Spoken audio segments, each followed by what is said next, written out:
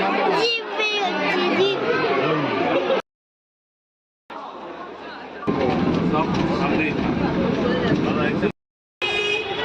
Finally আমরা বাস থেকে নেমে পড়লাম।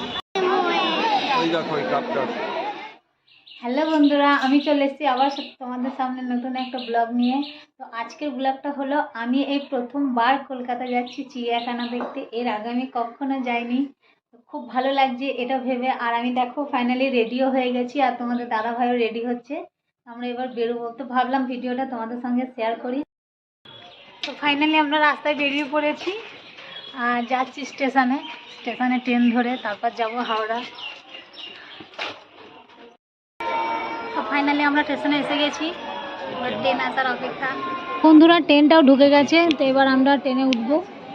ট্রেনে তো প্রচণ্ড ভিড়, মধ্যে উঠতে হবে, কিছু করার নেই।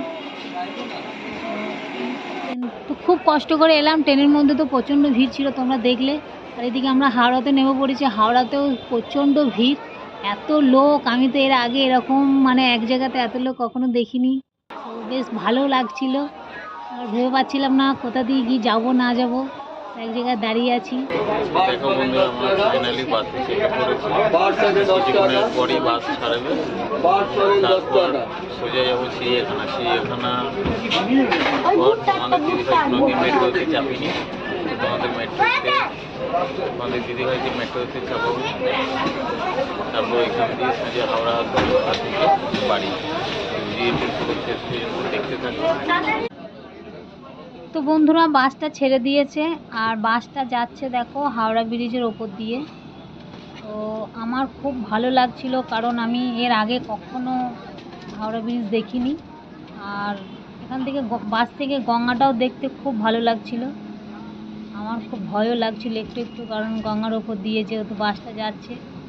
তো আমি এর আগে তো কখনো আসিনি, সব কিছুই আমার কাছে কেমন যেন একটা অচেনা অচেনা জায়গা যেহেতু ছিল, খুব ভয়ও পাচ্ছিলাম, ভালো লাগছিল যেহেতু প্রথমবার গেছি। আর চিড়িয়াখানা দেখার যেহেতু ইচ্ছে হয়েছে, তো আমাকে তো যেতেই হবে এই দিক দিয়ে। আর কলকাতা বলে কথা, খুব ভালো লাগছিল।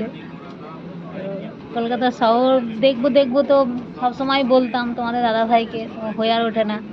তো এসেই গেছি কলকাতা, আর দেখো আমার এত ভালো লাগছে যে আমি কি বলবো। কলকাতায় এত গাড়ি, এত ঘোড়া, আর মাঠগুলোও বেশ খুব সুন্দর, খুব ভালো লাগছিলো। আমি বাসের জানলা থেকে বসে বসে দেখছিলাম সবটা। তো দেখো কত সুন্দর লাগছে দেখতে।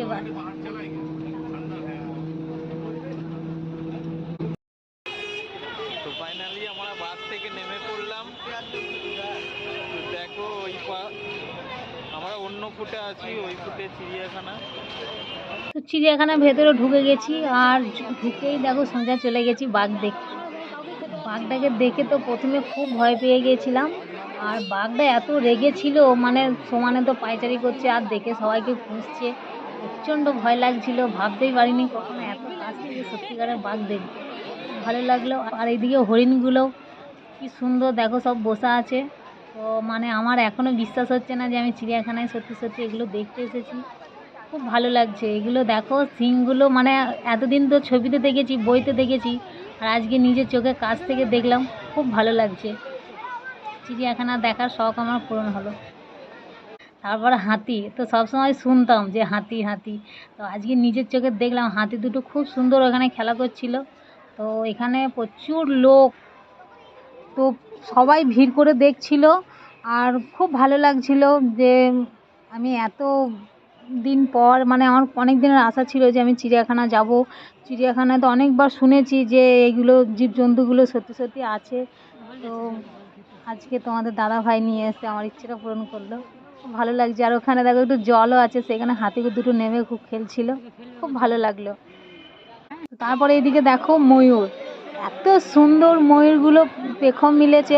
আর এ তো একজন তো ঘুরে ঘুরে খালি সেলফি দিতে পারছে মানুষদেরকে, খুব ভালো লাগছিল।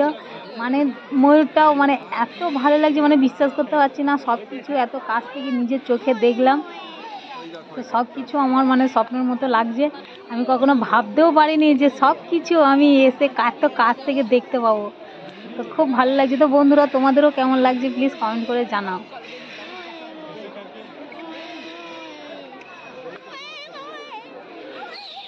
তো বন্ধুরা আমাদের চিড়িয়াখানা দেখা কমপ্লিট। তো এবার আমরা চিড়িয়াখানা থেকে বাইরে বেরিয়ে যাচ্ছি। তো বন্ধুরা ভিডিওটি ভালো লাগলে একটি লাইক করে দেবেন।